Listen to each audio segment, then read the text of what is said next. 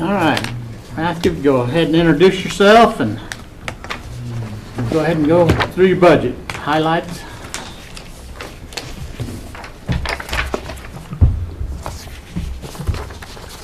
Thank you.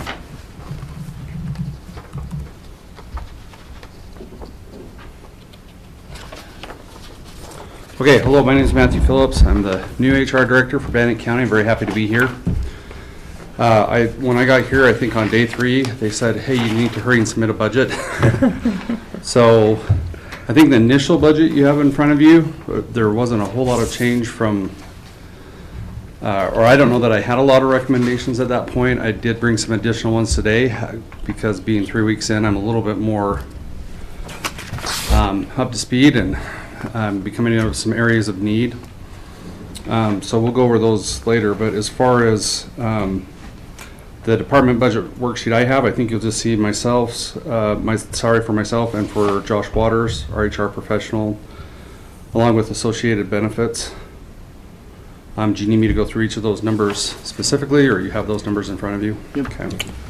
I have a question. Absolutely. On the first part here, I see extra help, you have $2,700. Yes, and Christy, I believe, said that was this a carryover from last year, or we had budgeted for an intern to come help scanning and trying to get caught up on our file document backlog. We have a lot of files all over the place that really need to be gone through and thinned and purged and stored appropriately. So there's some in the clerk's vault, there's some out in the coroner's office still, and there's some here in this office here. So that project's still going on? Yes, or it could still continue. Yeah, okay. That money was also used in the past.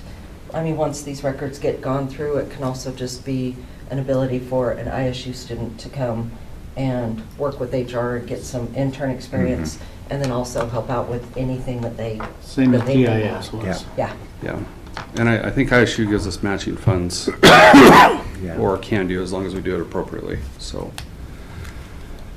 from my understanding, that's just a copy over from last year, which is still, we've still got plenty of documents to go through and thin and purge.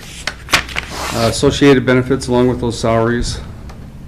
And then down here, also office supplies, I don't know that there's been a whole lot of changes from last year. Office supplies, that's just our paper copies and our mailings, from my understanding. Just any office supplies that they may need. Yeah. Pretty minimal. Yeah. Software support, that's currently for Applicant Pro, our recruiting system, or what's called our applicant tracking system. At Christie's request and others' requests, I'm evaluating our current setup, but I'm nowhere close enough to make a recommendation as to whether I super like it or super hate it or whatever it may be. In general, I think it does have some strength. Every applicant tracking system has some strengths. Applicant Pro seems to have a really good push to job boards, which has been getting us more applicants, which is good. But when it was implemented, I don't know if there was a lot of focus on helping it talk to our other systems, our payroll systems. And that's something we may be able to address in hindsight. It's just going to take a little bit of work. But whether there's any costs associated with that, or whether it'd be better to switch back to Tyler, I really don't have a recommendation at this point. Again, I'm 3 or 4 weeks in. But from my understanding, from the feedback I've gotten from some managers, some really like it because they're seeing more applications, like Road and Bridge has seen a big increase. Sheriffs, I think they have some frustration with it because they would like it to be more configured to some of the special processes that they have. They have a lot more intense background check processes, so they need more data. But again, that could just be a thing that we address through better configuration efforts. So right now, that's just kind of a placeholder to give Matthew some time to figure out what he can do with the software, if he can better improve it. That's the Applicant Pro? Yeah. Okay. And then also the integrate to ATS to see if we can get it integrated with Tyler and the payroll system. Okay. Okay, moving on. repairs, office equipment. This is, from my understanding, mostly just our copier lease. We do quite a bit of, I mean, HR is notorious for paper. We're trying not to be as much that way, but there's always going to be some papers that we have to help give out to people. Travel, if we have any trainings that we need to go through, I think that's an exact carryover from last year as well, along with education of $2,000. Josh and I are both certified. He's certified with SHRM, I'm certified with HRCI, and so this pays for our certifications, renewals, although we may not use that entire budget. I'm sending him to a special worker compensation certification this year just to improve his skill set in that area. But from my understanding, that's a carryover from last year's amounts, and I think is appropriate. Telephone, did this change, Christy, because of? So the telephone is no longer there, but we did Okay. add $500 for a cell phone so that Matthew wasn't having to use his personal phone, especially with the nature of the job. It's appropriate to have a county phone. Yep. You can have mine.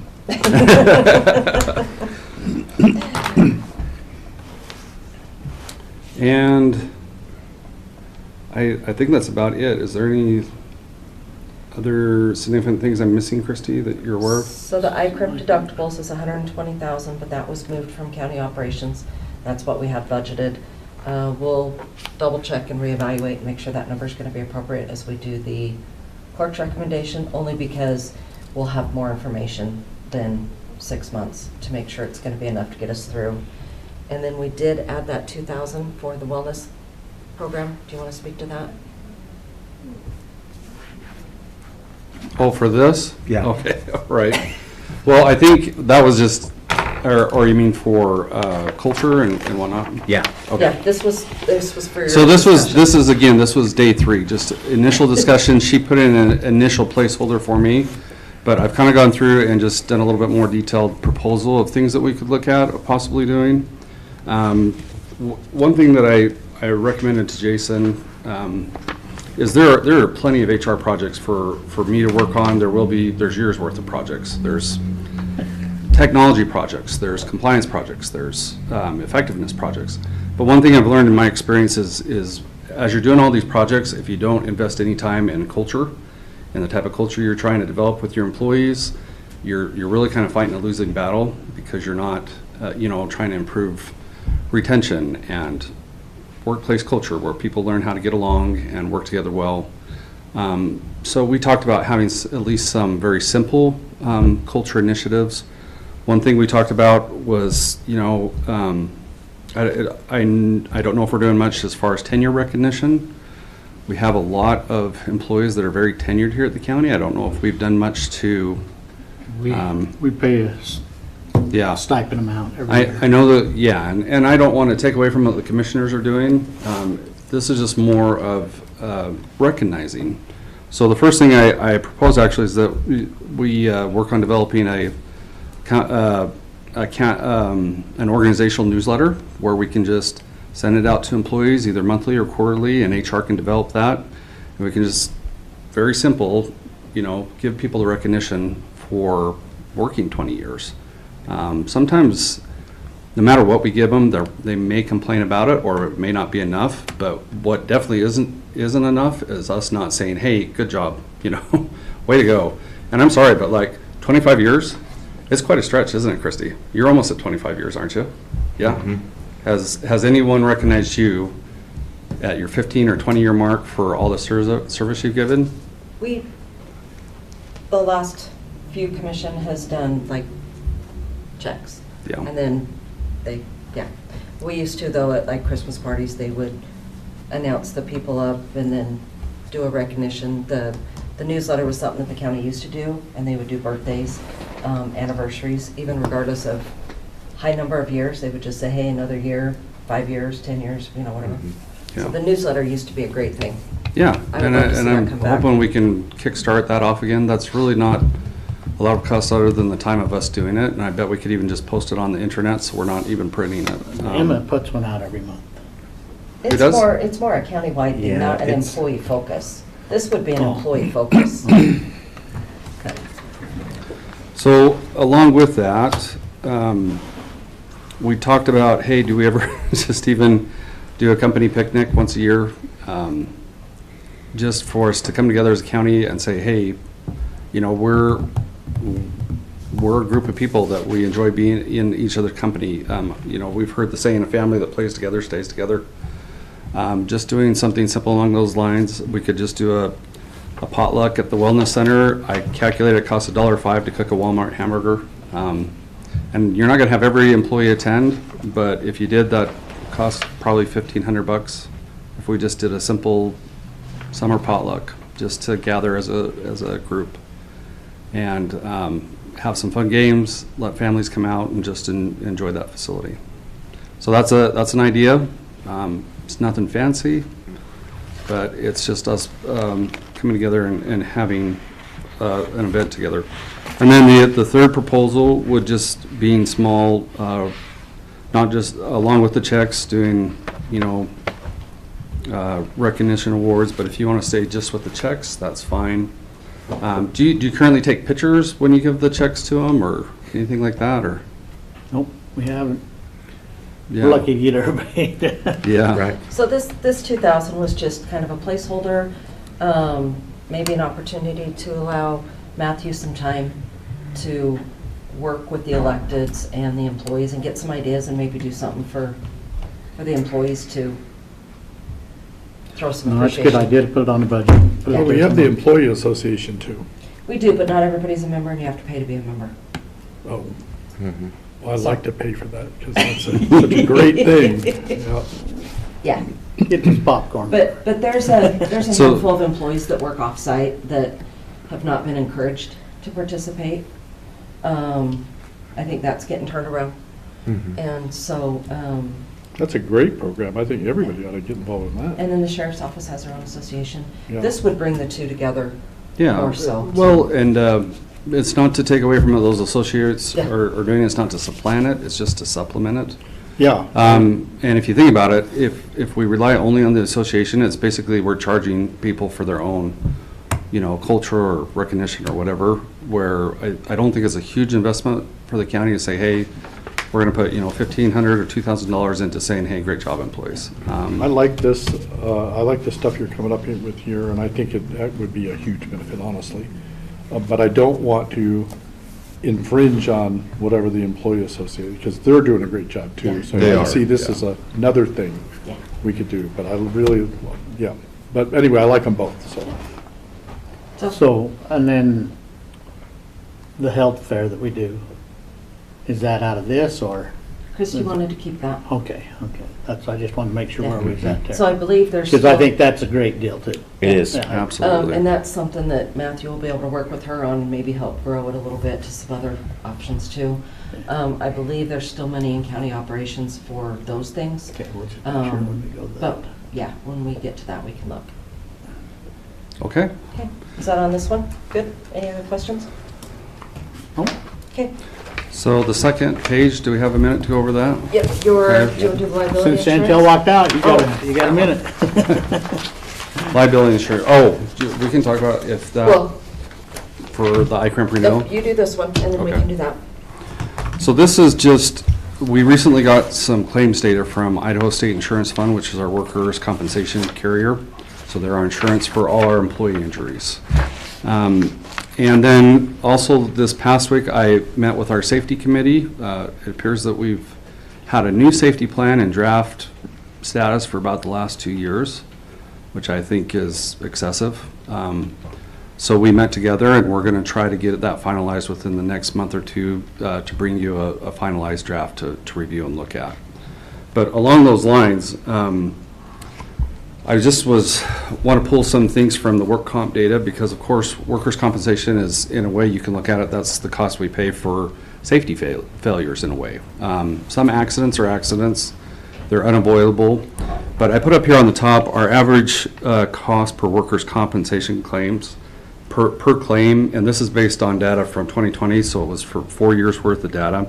Our average cost per claim is $7,132. So if we can have a goal of trying to reduce the amount of our the number of claims by even just 5%, that could potentially be a savings of $43,510 per workers' compensation year. So now, that being said, not all injuries are created the same. Some of them are very simple. It's just a $300 imaging and bandage or something. Some of them are very complex and very large, hundreds of thousands of dollars. So as we were going through our safety meeting, as I've been going through our workers' compensation data, these are some what I think would be high impact areas to invest in safety, or things that we could look at with the intent of trying to drive down the number of workers' comp claims we have or the severity of them.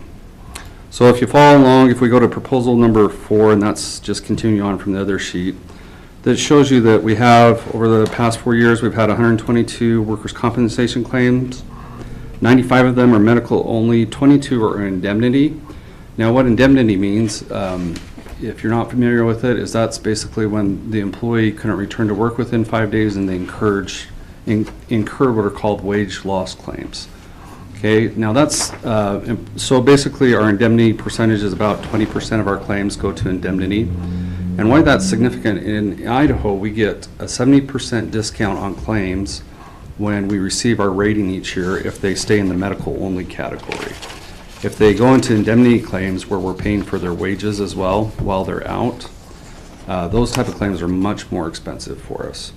So when we look at claim reduction, we're not only looking at the number of claims, but we're trying to reduce the number of what we would call time loss or wage loss or indemnity claims. They are kind of called the same number. So one of the areas that I think we could look at is just our first aid capability. And the reason I say that is our current process is really focused on, hey, if you get hurt, first thing you need to do is go to Portneuf. And that's okay, but the problem is if it's a really minor claim, a first aid claim, a lot of those can just be treated with first aid. Because the minute we send someone to go to a medical facility and we treat a work injury there, it automatically becomes a work comp claim. The minute we pay a provider to take care of somebody's injury, that automatically becomes a work comp claim. Even if it's just a very simple bandage or whatever, the minute a doctor charges us money, it's a work comp claim. And so increasing our first aid, the number of first aid kits we have and the number of people who are certified to give first aid, and then writing into our policies and procedures, hey, the first step can be first aid if it's appropriate. It doesn't have to be the first step is to go to a medical provider, okay? So and by doing that, we're trying to reduce just the overall number of work comp claims we have. So I did a little proposal here. If we got first aid kits, like 5 of them, and spread them out throughout our locations, and then trained our first aid coordinators. A lot of times you can get a Red Cross first aid CPR training, just have a contractor come in and teach them for $60, so that there's somebody on site that we feel is fine and certified to give first aid. Between those 2 initiatives, we could try to treat more of the simple injuries within house. Moving on, so that's one proposal. Moving on to slips, trips, and falls. If you look here on the left at that pie chart, our highest causes of injuries is actually slip, trips, and falls. Our highest total cost. The highest number of injuries, I didn't include that pie chart, is overexertion, which makes sense. We have a lot of physically demanding jobs between our deputies and between road and bridge, landfill, temp workers. Overexertion is our highest type, but our most expensive type is slips, trips, and falls. Our previous safety plan didn't even have a program for slips, trips, and falls, so I'm proposing that we make one and make a budget for one so that we can try to address one of our highest impact areas. So things that you might see in a typical slip, trips, and falls program, first is investing in a couple safety harnesses for our facilities personnel, so when they're up on higher elevations, they have something to catch them with. That's usually a pretty standard part of it. We could get some more wet sign wall units or wet signs that you can actually just hang up against the walls, so when the floors are wet, especially when we're in winter and there's ice, we could even mount those outside so that people are more aware. And then just having a little bit of general money to address any rug, floor, railing, whatever type of repairs, and footwear education. So trying to address slip, trips, and falls, I think, would be a high impact area. If you move down to proposal number 6, if you look at this first chart, the bar graph there on the left, it shows that by far our largest claim cost day is Monday. So this wouldn't even really cost money. Me and Jason were talking about this. We can make a simple program where we start safety huddles on Monday morning, because I don't know if people are coming in not ready to work or bringing in their weekend injuries or whatnot. But as you can tell, it's not even close. The highest number of injuries and the cost that we have is on Mondays every single week. Along with that, we really need to develop our new employee training. If you look at the next pie chart there on the bottom, it shows that 59% of our injury costs are from employees that are in their first 4 years. So that tells me we need to do a better job of training our new employees, because they're costing us most of our injuries. Now, this is what I was going to ask you, Chrissy. I think in previous years they had discussed an LMS system or something. Is that budget gone? And if it is, it's fine. I mean, I think we can even... I believe it was taken out. Let me look while you finish talking. 'Cause Sure. then I have some ideas on this other stuff. Okay. And then another basic employee improved training and communication initiative is just to get up some safety data sheet stations. This is really common throughout industry. You've probably seen these all over the place, just making sure that we have information on chemicals, so that if there are any chemical spills, that employees know what to do and how to treat first aid wise should they have any of those type of issues. So these are really basic safety programs that has nothing to do that, I mean, we are not under OSHA regulations. This is more about us trying to focus on areas that are costing us money in our workers' comp policy. And at the end of the day, also can help employees be safer and go home to their families the same way they came to us. So, as you were talking, we could potentially put some of these items, maybe add to, like operating supplies. The maintenance, the second section, number 5 proposal, that could probably fall under maintenance's budget. Right. If you want to work with Dan, but we could add a couple $1,000s for some of these other things. And then there is still $30,000 in here for HR countywide training that we probably should put in HR's budget. It's still the general fund, so it's just moving it over. But then as departments communicate what some of the training needs are, it probably should go through HR rather than commission. We'll have to have a conversation with that one on Jeff. Yeah, some of the training things that he's initiated. Okay. So that'll So be we can see it. conversation. Maybe we split it, or we just keep it in county operations and just maybe earmark some money for Matthew to try and find some of those training courses. Well, and some courses may be available in iCrimp. Some, they're widely available because they're pretty standard. Training programs like the state fund can provide several for us. They provided us a sample, for example, hazard communication training program, where it was just 4 pages. It walked the employees through what the different warning signs are on chemicals and then gave them a test, and that was it. I mean, we can spend $30,000 on a learning management system. I think if you let me, I can develop a lot of those things in-house. I am a hands-on person. I'm not in favor of a bunch of electronic sit at your desk. It drives me nuts to do half this iCrimp stuff. Yeah. I know a lot of people don't like the video trainings, is what you're saying, right? Yeah. But I think for some, I mean, like Excel, where else are you going to get that? So Well- there's going to be some that's going to be appropriate, and then some that we need to probably just do a mix or blend. So I added a note on there, but we can also look, I added a note on his sheet to possibly add 2,000 to 3,000 for safety and workers' comp initiatives. Is that specific to LMS, or is it just general software budget, or? Right now, it's very much open. We've budgeted for it. We budgeted 30,000 this year and nothing's been spent. And I'm not sure what Commissioner Huff's plan for the money is. So The reason I ask is, if it can be left generally, if I do find that, with a little bit of investment that we can, like, for example, help Applicant Pro and Tyler talk better, to me, that would be well-spent money, more so than like an LMS just for safety, because I really think that I can gather and develop and deploy enough basic safety trainings that I don't know if we need to buy an LMS just for that. And we did put, within your software support, there is 15,000 in here for Applicant Pro, but we added about $6,200 to integrate with ATS. So Oh, did we? Okay. if over a little bit of time you can fine tune that, what that would be with Applicant Pro, even if you choose not to go with them, that would still give us a dollar amount that we could utilize if we decided to go to Tyler or something else too.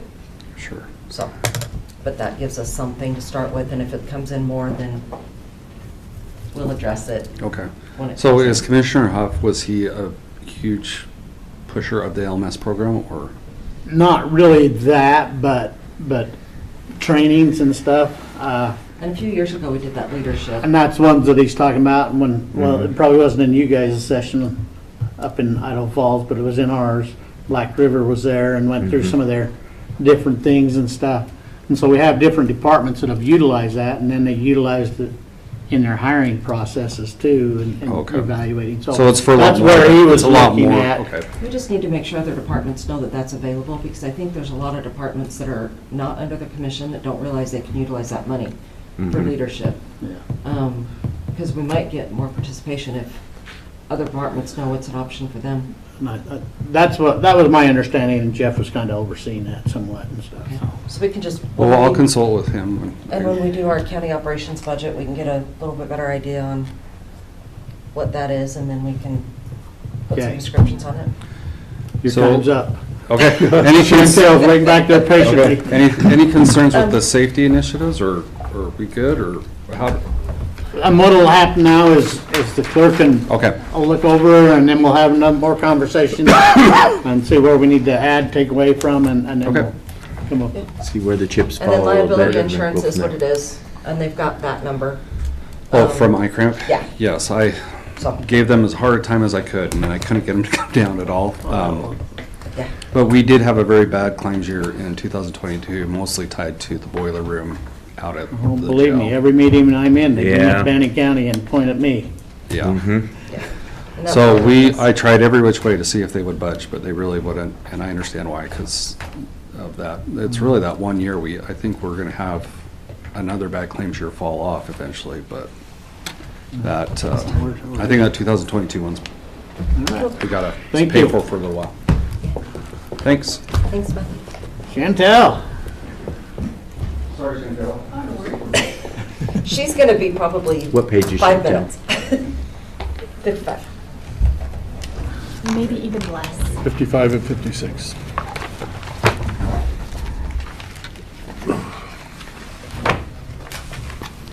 all right, introduce yourself and hit the ground running. Yes, Chantel Laulu with Indigent Services.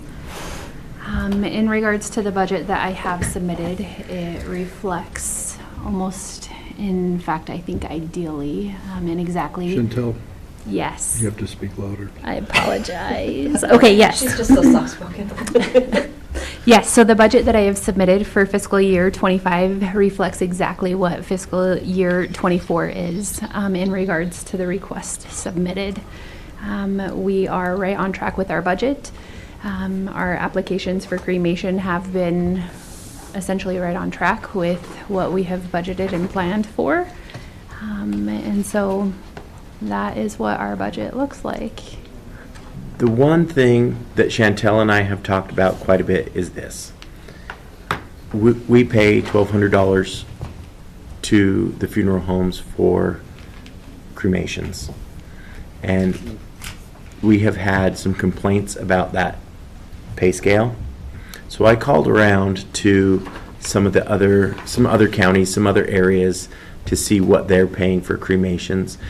And not all, like, we're definitely on the low side, but most have increased what they pay. Even around us, they've increased what they pay to those funeral homes for doing that service. Most are between $1,500 and $2,000. There was one that you had just recently talked to that was right where we are also.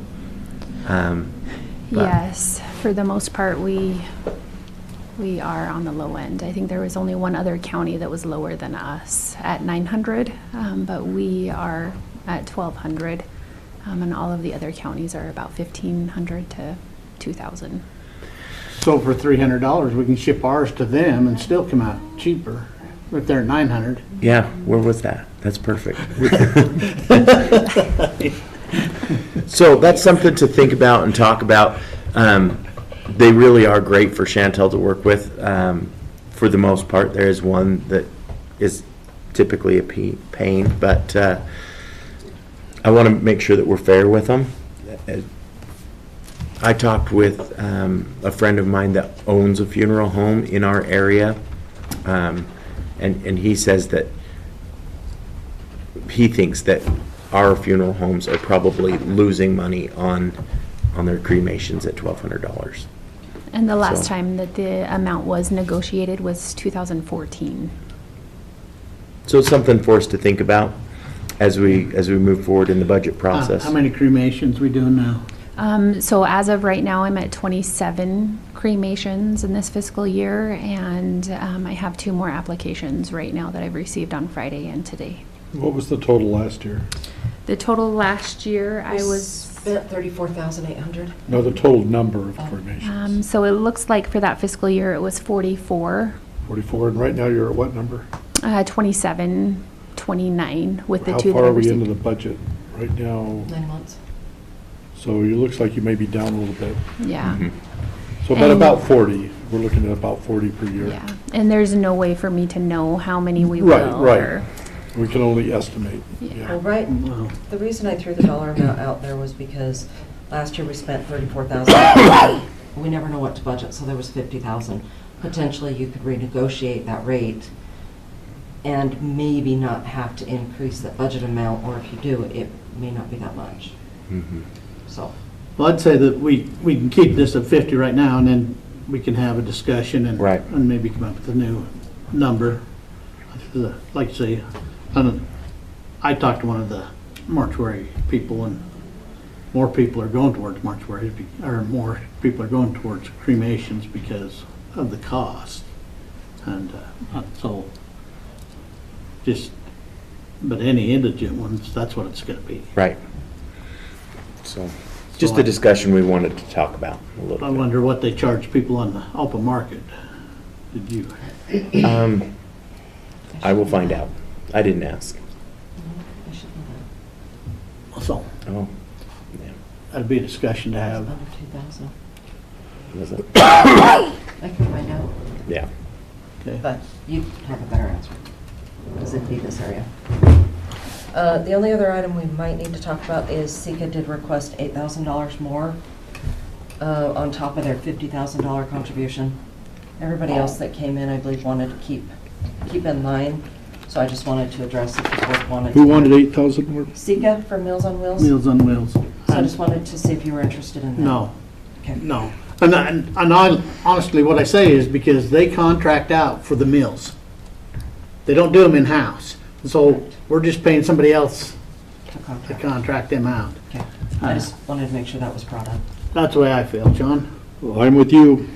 When Lava was doing it for, $2.50. a third Yeah. or a quarter of what everybody else was, I don't think so. Okay. And out of everybody that come and met with us there, like I said, the ones that I write tomorrow's keeps losing money, but they keep figuring out a way. And they're one that I'd like to watch because that one scares me. They do such a service for the youth that if we're not protecting those kids, that's one that scares me. And some of these nonprofits have pretty substantial balance sheets. I mean, when you've got 2 years in reserves and stuff like that, that's a lot. Yeah, that was the senior center. I mean, Yeah. they got a lot of money in their bank. That's right. Yeah, they do. And one of the things we'll need to look at on this budget is, as the year gets closer to finishing up, we'll see what we've got for reserves to cover the public defense side. We might need to move this department to the general fund, just simply because we don't have any levying capacity in indigent. So that might be a change you see in the recommendation. That's good. Yep. That's good to know. Okay. Anything else? Thank you Thank you. for all your areas of expertise. Thank you. It is appreciated. Thank you. All right. I seen Kyle out there, so.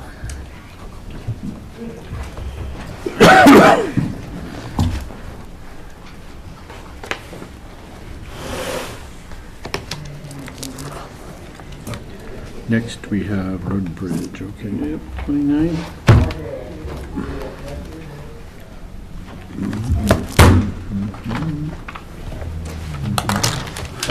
Welcome, gentlemen. Good afternoon. Introduce yourselves and hit the ground running. All right. Kyle Burmester, Public Works Director. Buddy Romero, Public Works Assistant Director.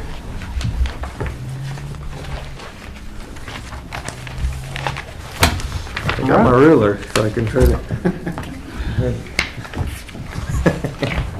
Workers' comp. Ow, I gotta leave. Well, Start with Road and Bridge? you want us to start out? Yep, do Road and Bridge. Awesome.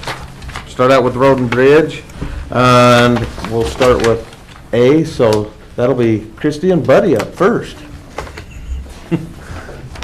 You want me to go? I just put the numbers together for what you said. Okay.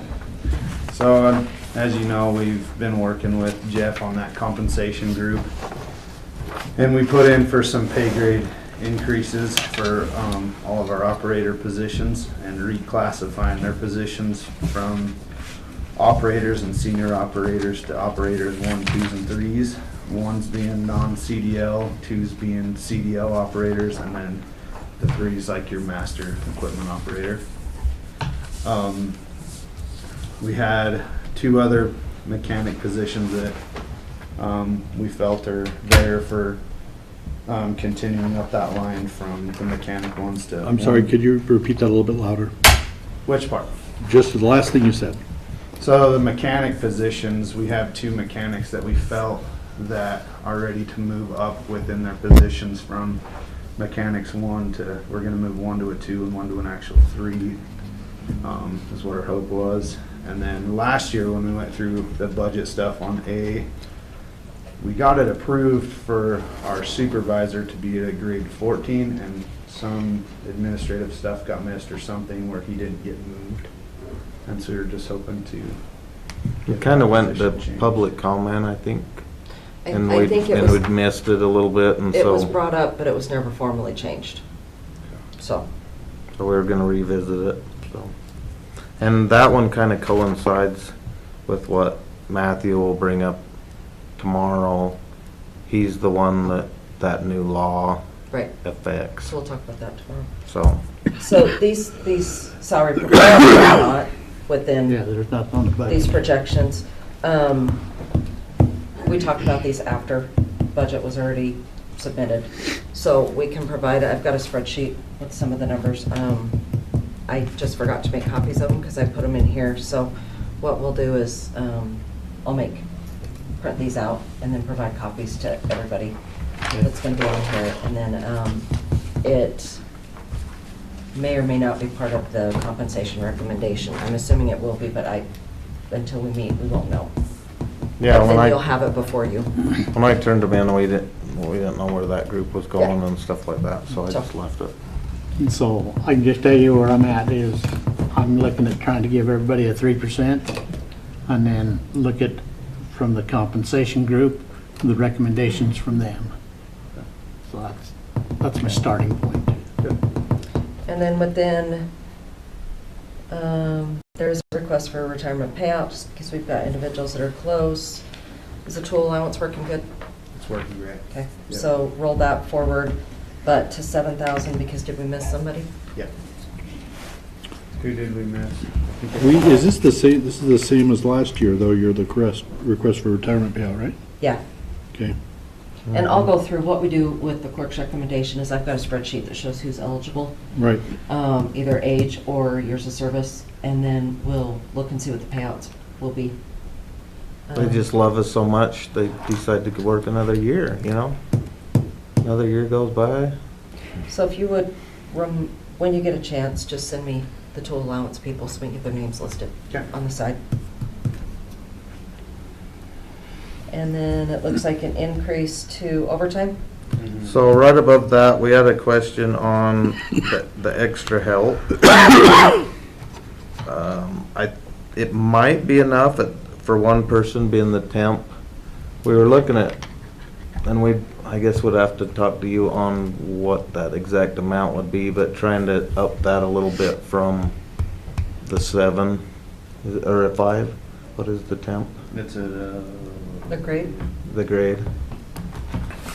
it's at a 5. Just hard to get, I look at it more of, if we're hiring them for a specific job, like say, it's kind of the same thing with weed and stuff like that. If they have to have a license and a CDL and all these things, 5's kind of hard to find people that have that.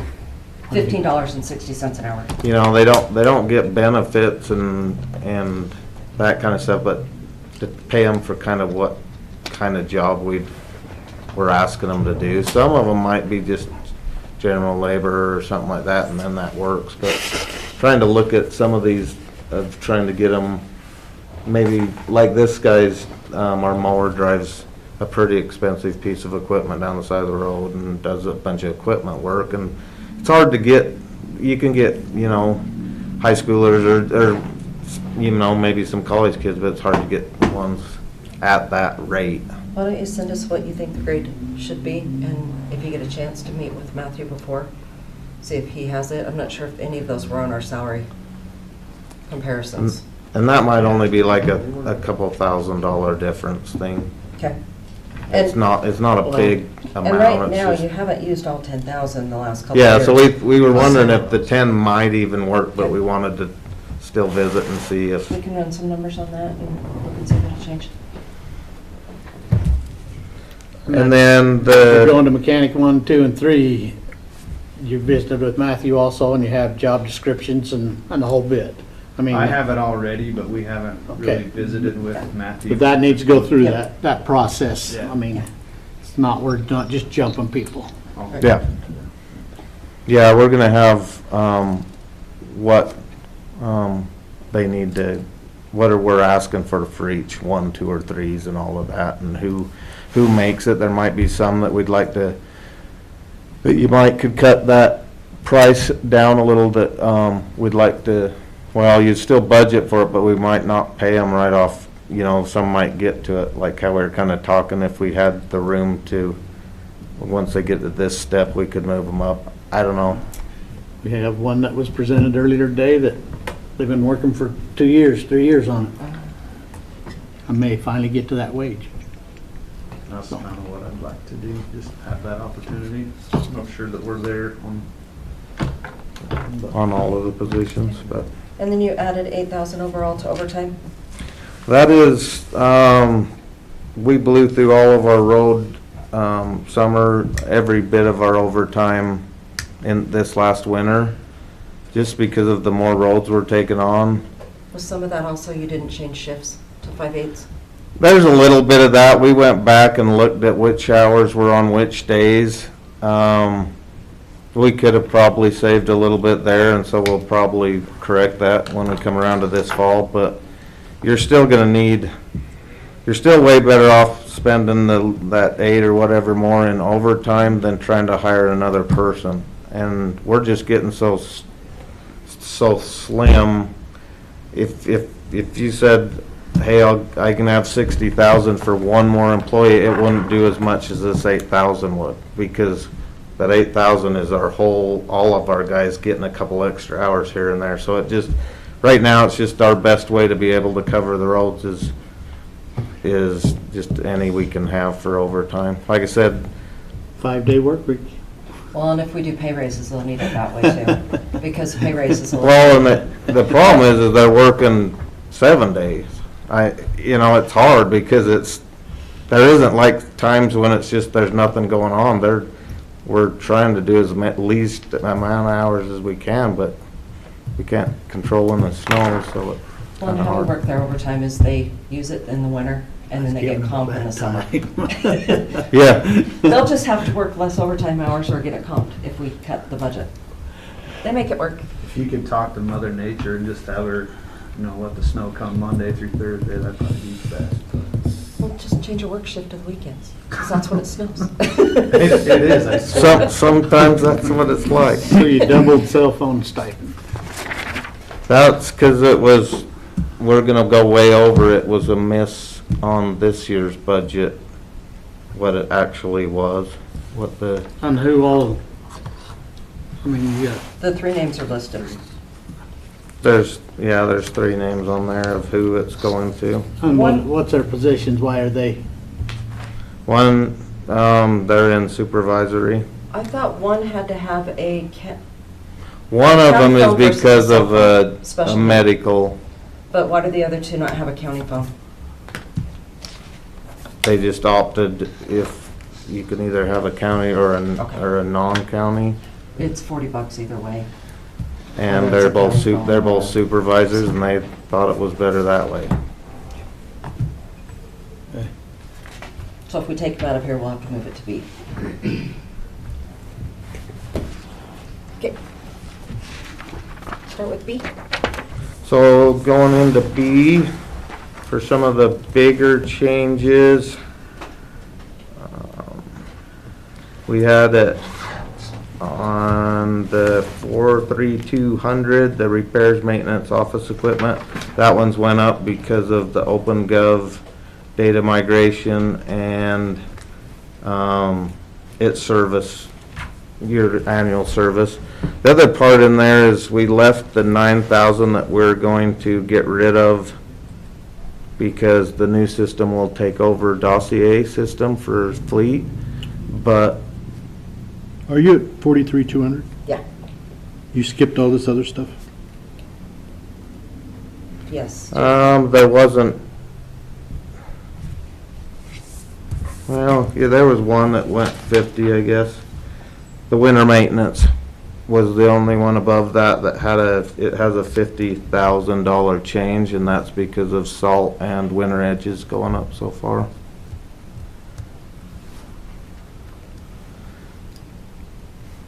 The other ones, one went down, well, the PPE and stuff went down because we have that uniform line item. The other one all stayed really close the same.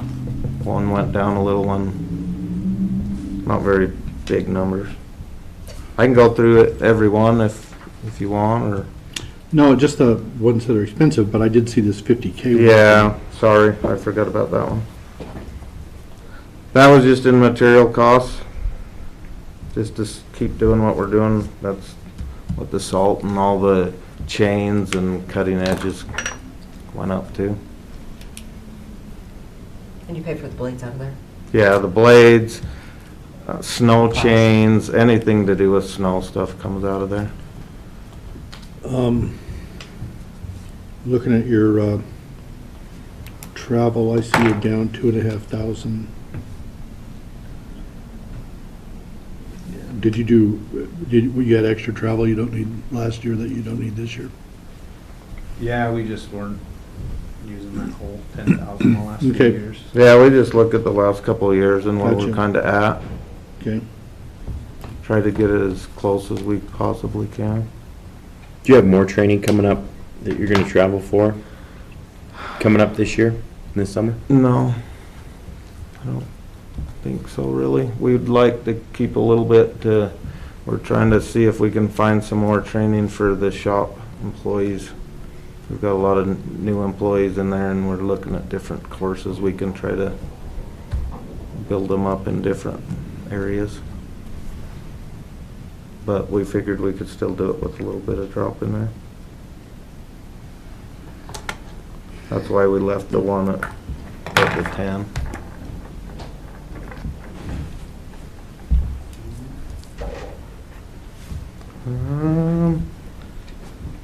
Vehicle stayed the same.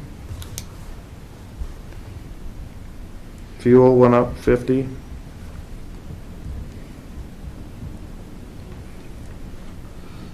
Just because of cost, and then the rebill is Looks like you kept the rebills about the same. about the same.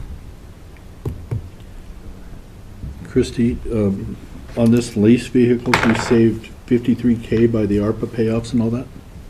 Assuming we get an invoice from Enterprise, yes, we will. Okay. It's only been months. The heavy equipment, though, did go up just because, are those permanent leases? Not permanent leases. Are those So you drop, rental? so the, going down to leases heavy equipment? Yeah. Okay. So yes, that did come up 100,000. Part of that is some of the vehicles that are getting swapped out, their interest rate's a little bit different, so there's a little bit of money there. The other is we have a loader that's in need of replacement and a backhoe that's in need of replacement. So 76,000 of it is for new lease payments on them two pieces. Are those all pieces of equipment that you're going to continue to flip, or any of those ones that you're hoping to keep? They're all gonna just be flipped. Okay. Once we get to there, we're almost hitting to where all of that larger equipment for road and bridge is at least, and so you're looking at that payment is that we're kind of hitting the top part. I'll stay consistent then. So you're getting about 12 or 13 large pieces of equipment that's gonna be around that each year.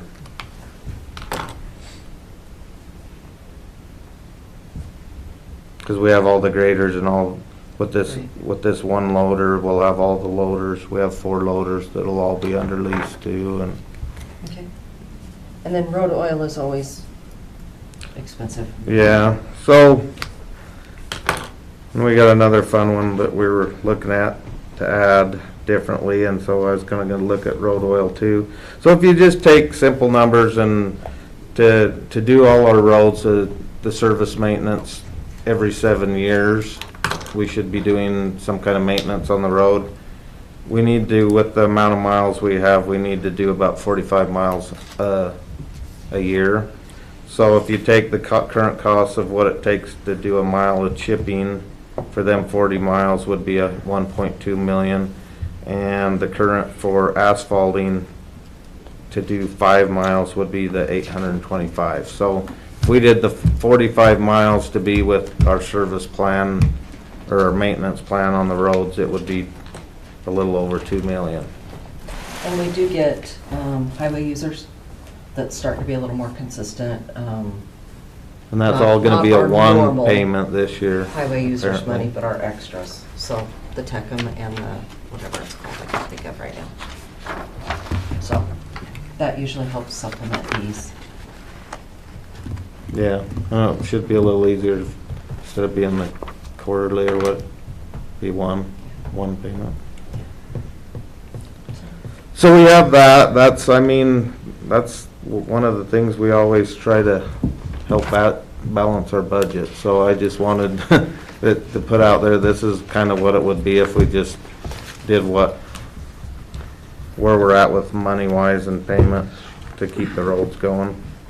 And there's some that we can cut a little bit here and there if they're looking good. A lot of times travel and as much work as you do, or as many people are on the road, you can maybe make it stretch another year, and so there's a little bit of leeway in there.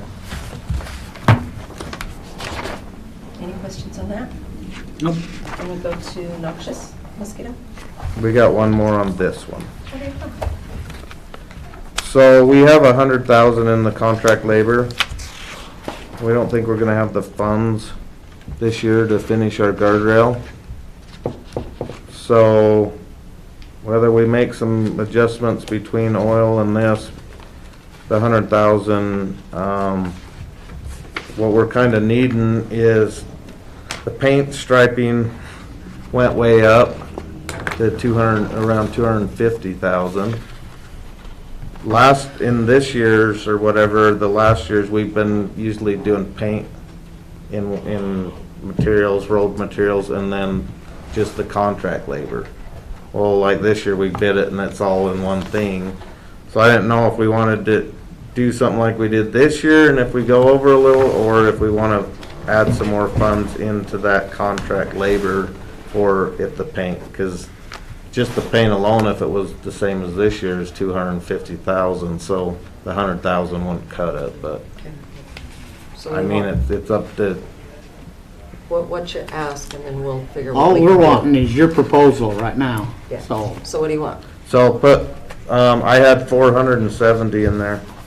And that's 300 for striping, 160 for guardrail, and 10, On your guardrails, if those are brand-new guardrails, those need to be a one-time purchase, because those are they're actually an assets. asset. Yeah, so we'll need to get on that Okay. on top. So sorry, 340 for striping.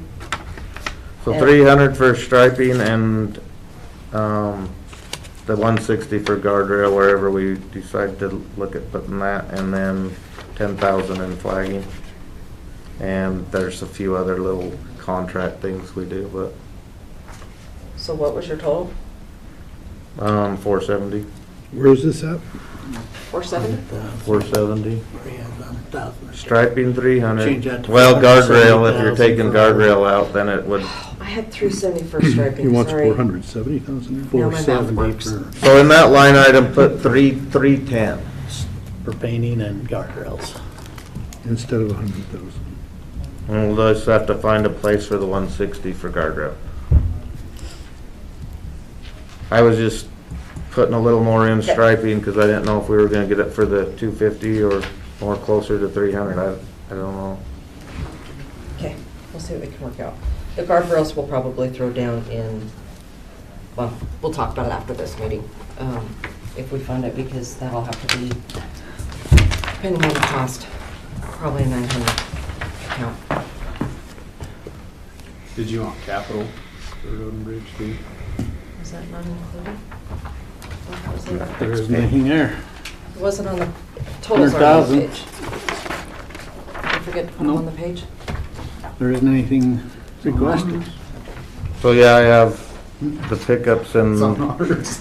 It's supplementary on the back, right?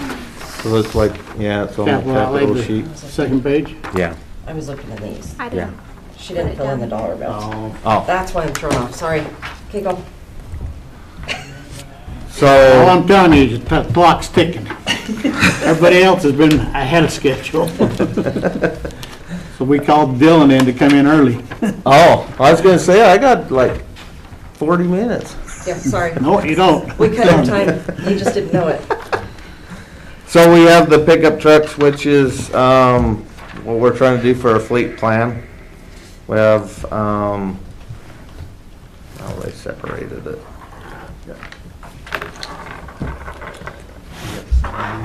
Yeah, so there's 5 pickups total, it's 290, no,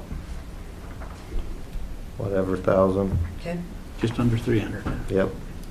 And then we have a snow blower that, our snow blower we weren't able to use last year because it's getting so old, we can't find parts. We found some parts and got it to kind of work, and then they found that the one tire was going to fall off, the whole hub part, and we still are looking for parts. But it's just getting so obsolete that it's hard to keep it running. So what that is a loader attachment. It would work pretty easy to move it around quick and stuff. We seen the state talked to them, they really like them, and so we were looking at that way versus a propelled truck, because they're $1 million. So we were trying to look at the most cost-effective way we could try to do it, but. And another dump truck completely set up the same as what we got, or did for this year. That's a dump truck with the sander and the plow and everything on it. That's fully set up with blade, plow, sander.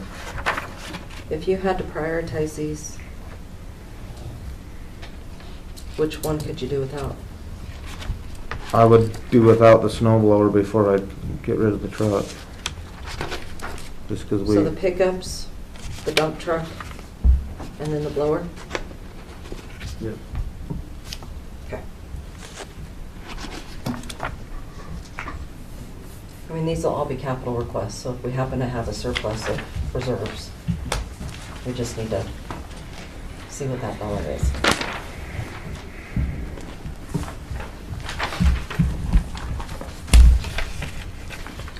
Moving on to noxious weed.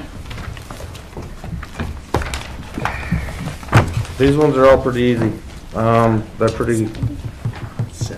pretty close to staying the same. There's only a 25,000, well, we're actually 25,000 less. Is that right? No, that's not right. We're 20,000, about $20,000 more in the weed budget, and that's all came from price increase in chemical. All the rest is, we asked for a capital line item of another new, or a new pickup and a roadside truck. Pickup being 60,000 and the roadside truck being 100,000, so 160 in capital. Christie, is this stuff in capital included in this fund grand total at the bottom? Yes, So that's only a $2,000 increase. overall, yes. Bottom line it is, but that's because they had 125,000 in capital last year, and they're asking for 100,000 this year. Which if the reserves can cover it, that would be reserves paying for the capital. Okay. On your chemicals, did you take into account the grant? Yeah. Yeah, because we actually cut down, we're kind of asking back to the 190, we were down at 150, but we had used up any of our excess sprays and stuff like that, and so to be able to do the same amount of work, we're closer to the 190. But we talked about that last year budget, that there was that surplus of chemicals. Yeah, and so we should have not went down last year, so now it kind of cut us pretty hard. Yeah, last year we spent 197. Some of that is also though that grant, because I have to journal entry the grant from ISDA. So that's not actual spending. That includes what the grant purchased. We don't run that grant for noxious weed out of a different fund. It's ran through this fund. Okay. So whatever we purchased, whatever Franklin County purchased is included in that dollar amount. It is? Yes, it is. And then I have revenue that offsets it. That's why it's helpful for me to have a guesstimate of the grant amount, is so that we can offset both sides. But that's what that 197 is. It includes a grant. Okay. So in fuel and fuel additives and stuff like that, you've gone down. Yeah, and we just, on the rest of them, some went up, some went down little bits. Fuel comes down, why does fuel come down? It's just on what we calculated we would need, and if they didn't hit at them numbers, then, I just question if you want to add another truck. It's a replacement truck though. Oh, It's not. The roadside one. Yeah, it's a replacement of, these aren't adding anything, it's replacing. Oh, okay. The The road- way I read it, I misread it, so. Yeah, the roadside, I mean, it's a new roadside truck, but it's replacing one that we can't find parts for. The pickup truck is replacing if we do. It's more like you need a new parts person. working on it. You can't find parts. They get a certain age and they're kind of hard. The only thing I wanted to add to weed before we switched over was the operator. With the plan that we have with the operators, 1, 2s, and 3s, he would fit that 2 categories. So it'd be a slight increase on his wage, but everything else is, Because it requires a CDL. yes. Okay. But that's not reflected on here, so that will be part of the change I give you. Okay. Mosquito. Mosquito, there's not a lot of change with it either. There's a bottom line, it's about a $14,000. Most of that is chemical and a little bit of money extra in operating supplies for a fogger that went up from 9 to 13. So, Is that one unit? Is that a piece of equipment that you're buying? it's Yeah. it's just a unit monitor that goes in the truck. Okay. What's the life on that, Live? of that monitor?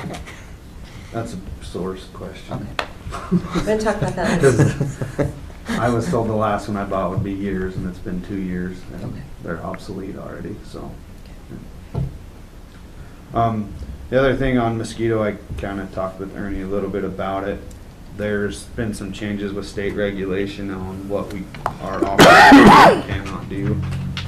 And we now have to be 100% licensed to fog. And we're having a heck of a time hiring seasonals, let alone having the time in that short time frame to get them licensed.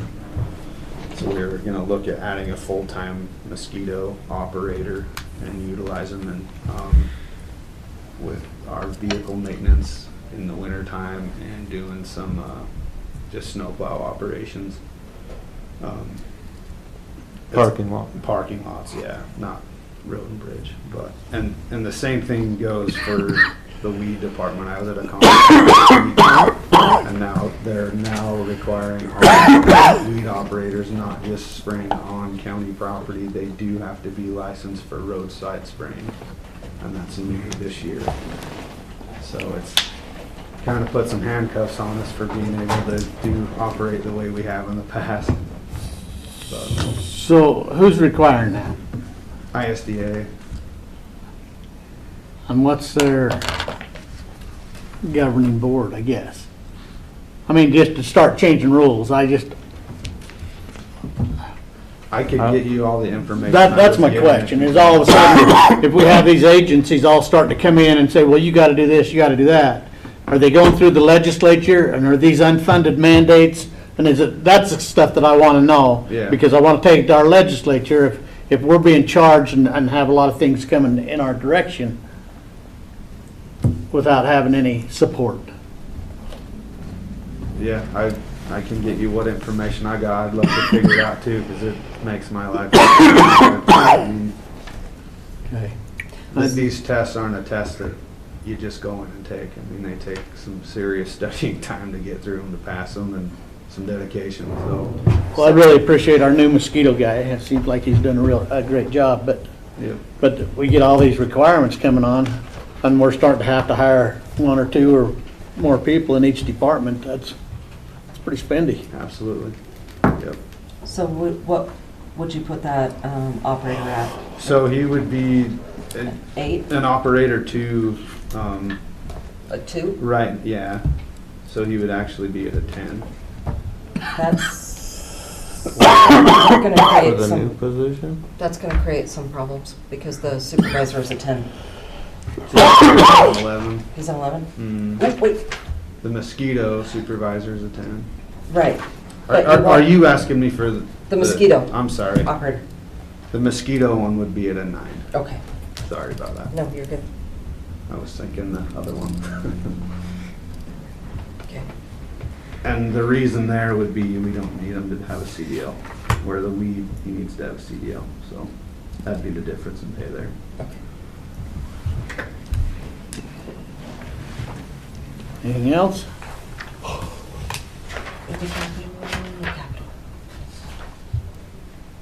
You guys, anything? Don't have anything on that. We got snowmobile and we'll be done. 7-3. That one we shouldn't have too much. We had one question on, same as we asked previously about seasonal. We have 10 in there. They only, went to 63. You know, we would like to see about moving them up to what an operator is at. And so, because this person has to run at night, have a CDL, hauls a oversized load, a lot of these hard things that I think they should be, even though they're seasonal, at the same as an operator wage and without benefits. So Just kick me the. 10 might cover it. I don't know. We'll have to. But on all those situations, we need justification. We need written justification that's submitted with all this stuff, and tell us what you're wanting. Okay. And then once you have that, I'll run the numbers. Okay. Budget-wise, I think it changed to $1,000. We spent quite a bit in fixing stuff on the groomer itself last year. We went over budget.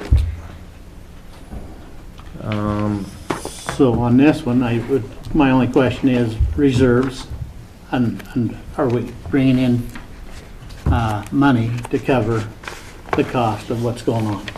Well, this year, I need to send it to you. I got the final one for it, and they said we made 63 or 43 something.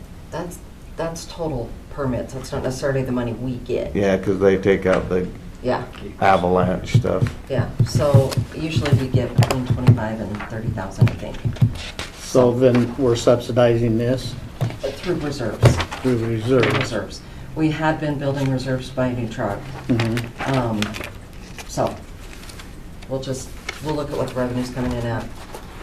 That board does have some pretty good plans for next winter as far as trying to hire some enforcement, like in snowmobile parking lots, to try to increase ticket sales.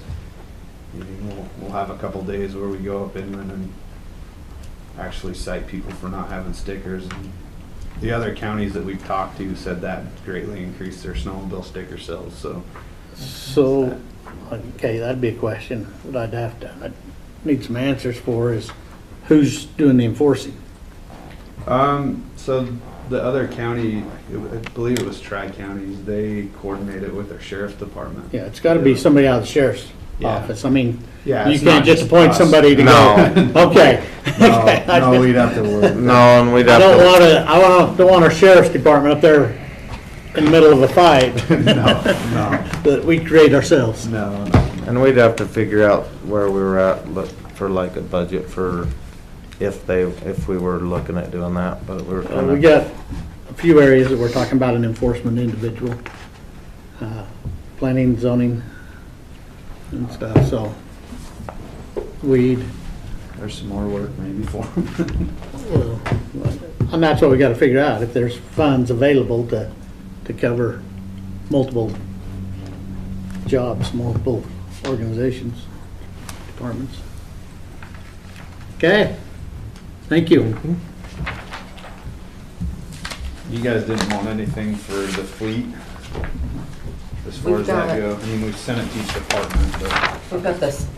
Yep, that's what I'd bring so that you'd have what numbers if That that was- went through. That's perfect. Everybody's got a copy of that so that we know. Okay, perfect. Thank you. Just send me an email on those. Okay. Dylan, you're up.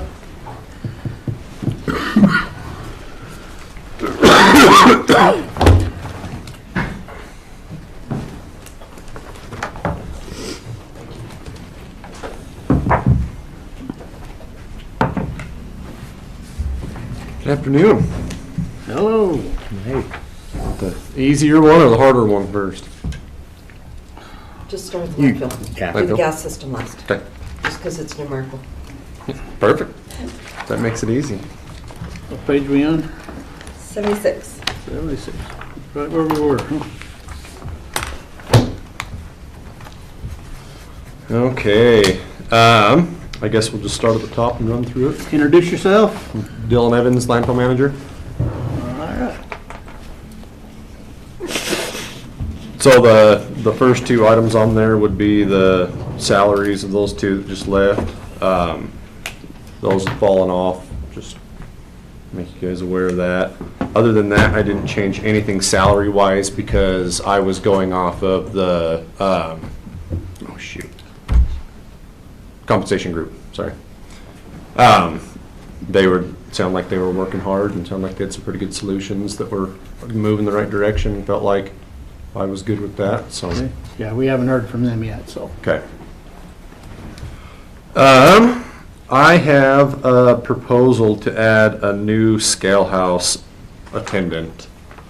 Part of that problem is we have 2 scale house attendants, and that means that half the time there's only 1 scale house attendant out there. So if we ever have one get sick or injured or need vacation or anything like that, it just is a huge push on the other staff members to try and come up with it, especially like a Saturday morning when normally no office support's there. So if they end up falling off, then that was kind of what I was thinking would make a good adjustment for the team. Well, I'll tell you, during busy times, it's nice to have someone at both Yeah. Well, windows. We do have temporary money in there to cover summer. So we have a temp that fills in the summertime, Okay. currently. So the temp would be absorbed if you guys grant the new position for the full-time scale house. Okay. And right now, there's 15,000 budgeted for the temp. So to give you an idea of the difference, it'd be about 17,000 plus benefits. Where is this new skill house person? I did not see that line item. Right up in here. No. The cost is 32,448 at the current wages. So is it on this budget somewhere? Yeah. Oh, here it is. Okay, I see it. Oh, okay. Yep. Need a ruler? Nope.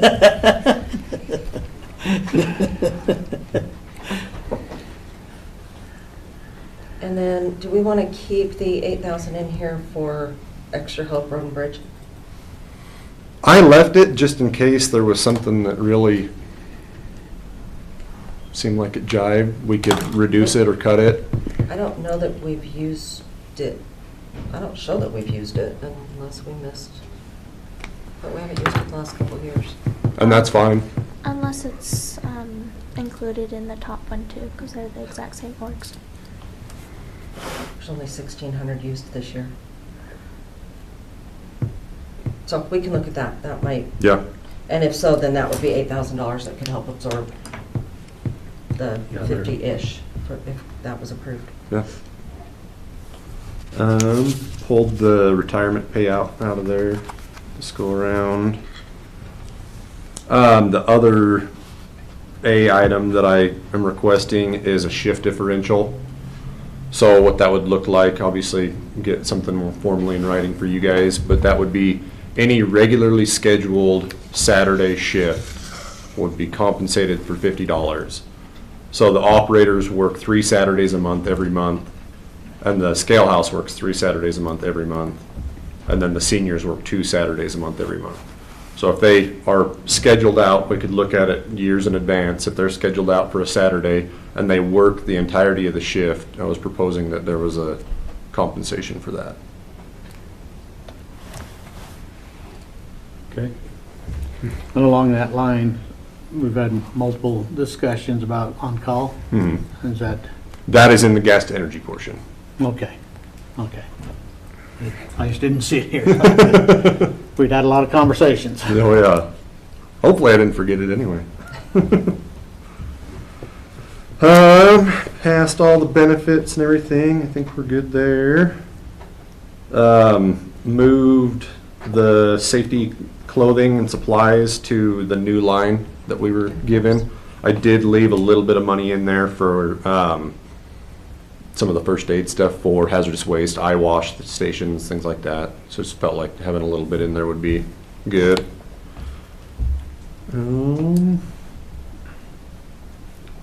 Cut a little bit of travel. I did add 100,000 to vehicle repairs. Our one compactor that we'll have for another year before the lease is up is going to need recapped. and one of the dozers is likely gonna need new undercarriage and tracks, and that's pretty expensive. Just wanted to make sure that we had everything that we needed in there. And just for further reference and stuff, especially like something like that, that needs to be written off the side here so Okay. that we have a reference point. Okay. Real quick, above that, you'll see a new line that we added for bank credit card fees, 30,000. That is because we used to pay those out of a miscellaneous line. We talked about moving that so it's more transparent. The landfill being an enterprise fund, we don't pass that fee on to the user. The county absorbs that fee within the fees. So, that's now where it should be, not still in miscellaneous like it's been for way too long. So, when you see that, it's not new, it's just more transparent. We don't pass that on to the user, if they use a credit card? Not at the landfill. We do it elsewhere? Yes, everywhere else we do, Why aren't we doing it there? because it's an enterprise fund. We could look at possibly making that We change. do a $2 charge per transaction, so we add that to their tipping fee, the $2 charge. But then we show that we pay it. So it essentially offsets through the revenue.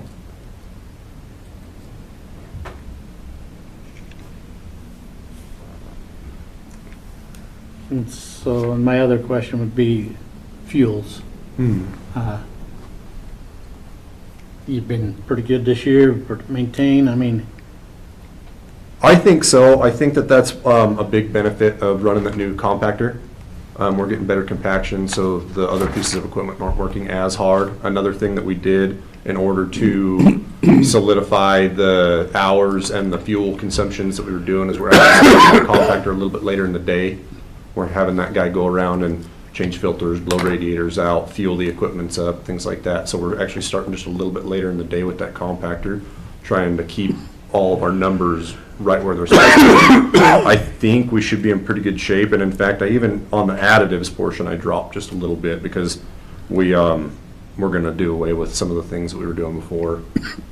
That we started doing number one blend in the wintertime, and then all more fuel and additive.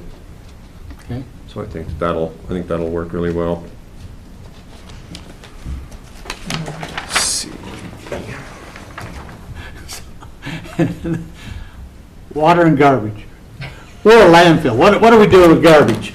It's the craziest thing. So we don't actually pay anything for a garbage fee, but that's just the water cost.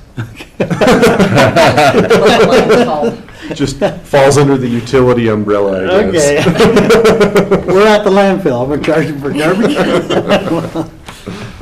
Nobody gets it for free. Wow. The hazardous waste one, I'm not quite ready yet, but I would actually like to start reducing that. I think that we're going through some processes that are gonna make that much more economical in the future. Just wanted to throw that out there. Okay. Dropped a little bit out of compost testing. So the lease vehicle and equipment, that one changed quite a bit from last year. Part of that was increasing the hours on this year's compactor and dozer contracts. The other thing is the 90,000 balloon payment for the excavator. That is a phenomenal deal. I mean, that's a $400,000 piece of equipment for 90 grand. It was funny when I tried to get him to give me a quote on it, and he was like, why are you even wasting my time, dude? You guys, it's way cheaper just to buy it. It's got like 900 hours on it. It's super, really, really good deal. It includes the 7,000 screen rental for the compost, and also the new proposed dozer and the new proposed grader that I was gonna come talk to you guys about on Thursday. But that should be the complete list of the vehicle leased equipment and rentals.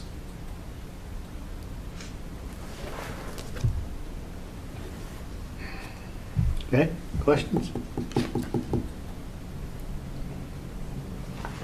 Okay. Bumped laundry up a little bit. We cut tire recovery 10,000.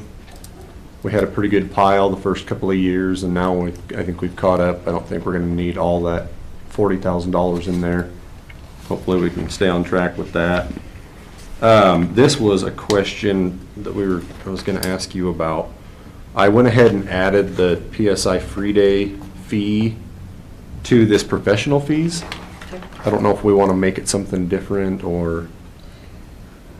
I think we've got a record through commission meetings when they approve that if we do that every Mhm. year, that should provide us with a record and notice.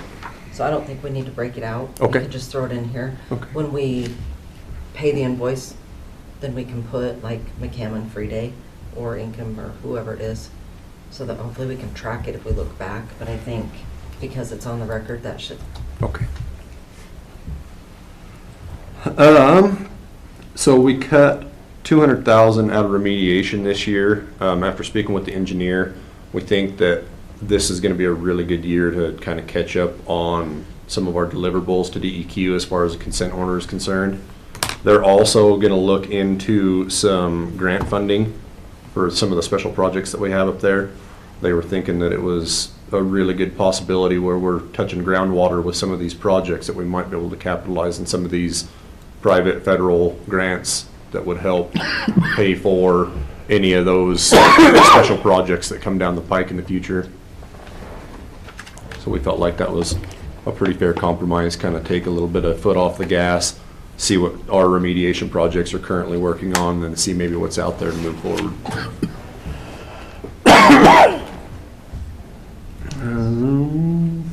We upped the credit card fees, like Christy said. And then I moved the Capitol building for the scale house down a little bit. And I'm requesting that we would move the majority of this year's money into next year's money to make that project come together. We're gonna come down hopefully next week or the week after and visit with you guys about the scale house and see if that's something that we still are adamant on moving forward to. Okay. But that would secure all the money that was required on the proposal for the scale house. So you only have budgeted 2 million for this year, or for next year, 25. That's all, that's not all you're gonna need though, right?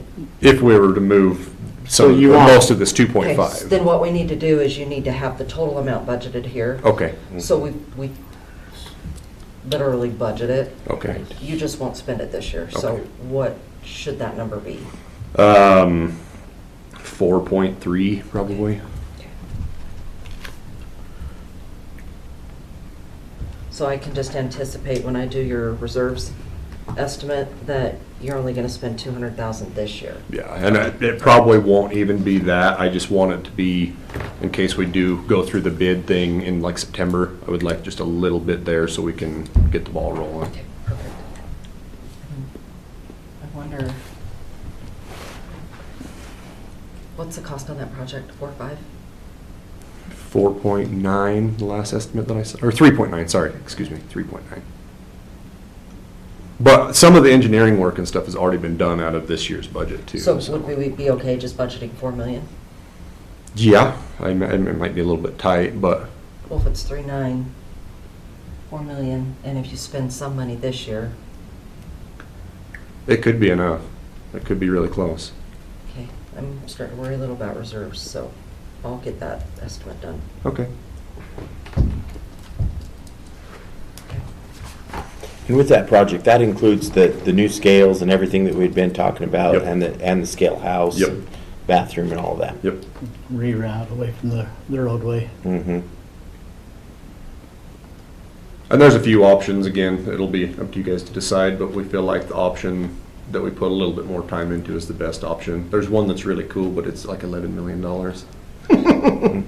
Is that gonna change, this isn't budget, but is that gonna change the flow of when people go up, you can still access like the recycle bins in the office without being in line? So that'll actually be a part of the new proposal. So it would come in kind of through that lower compound and make a big loop and then send everybody up on the hill. But inside that loop would actually have the recycle compound and all that stuff.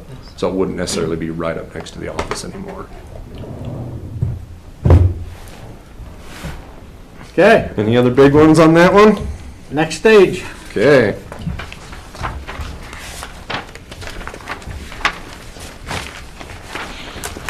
What page is gas? Yeah, keep going through all the 78. supplement pages.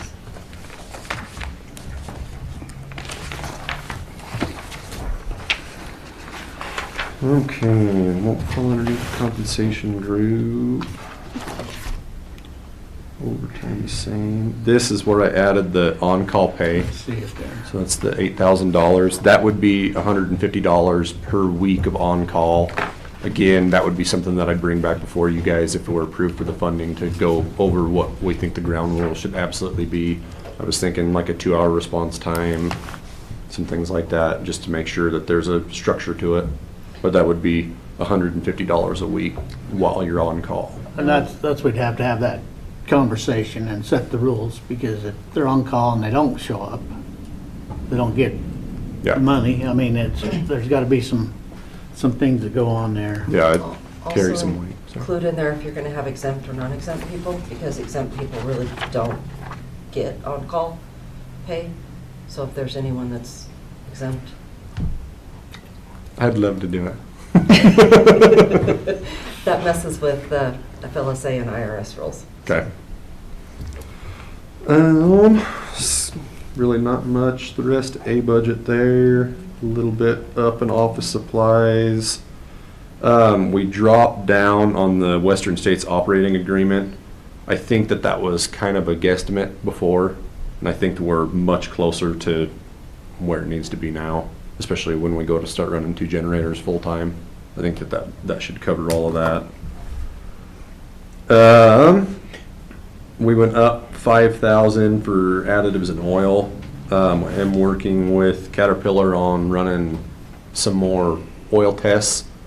We think that there's some opportunity to just put new filters on instead of servicing it every window. We might be able to extend those windows, a certain amount of hours, try and make our oil last longer.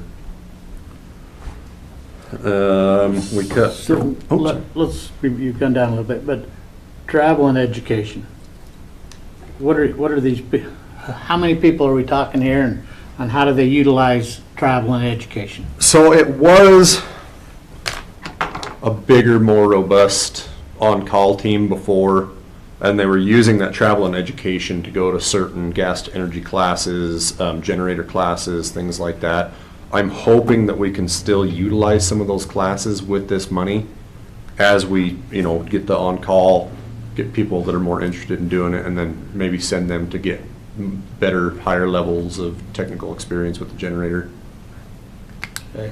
That's just something I think that we gotta be careful on education, travel. I'm not against it, but it's not a vacation time. Right. And so how many operators you got on there? I mean, So it would be the 2 that are on currently, and then we thought that the optimum scenario would be 5 total, so 3 additional ones. so to me, the 2, they're the ones that are essential for education and travel, I bet. And the others, I mean, because we're gonna end up compensating on call, and we're gonna end up compensating here and there. I mean, so I just worry about throwing a bunch of money in different directions. Well, we can absolutely reduce that a little bit to help offset some of the other stuff that you're talking about. I think you're probably right. If we're gonna pick 2 people to be the masters of it, then I think it's a good idea. They're the ones that take ownership. That's like what most departments do. You have your people that they go and get trained, and they're the subject matter expert on everything. They come back and they share that information. And so unless you're going to rotate and say 2 this year, 2 next year, but we don't send all 5 or 4 or whatever it is. I mean, I have 5 different departments, and of those 5 departments, there's really only a handful of people that go to training. They come back and they train the other employees on what they learned, and it saves us a lot of money. Okay, well, that's a great idea.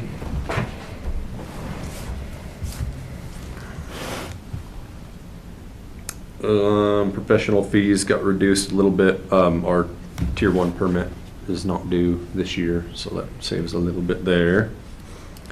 And then I dropped the capital on the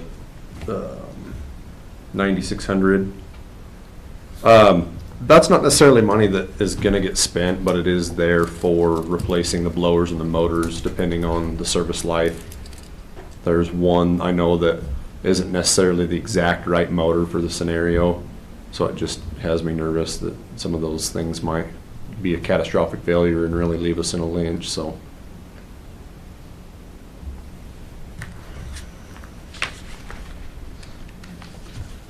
Let's see. And that is it for gas to energy. Questions?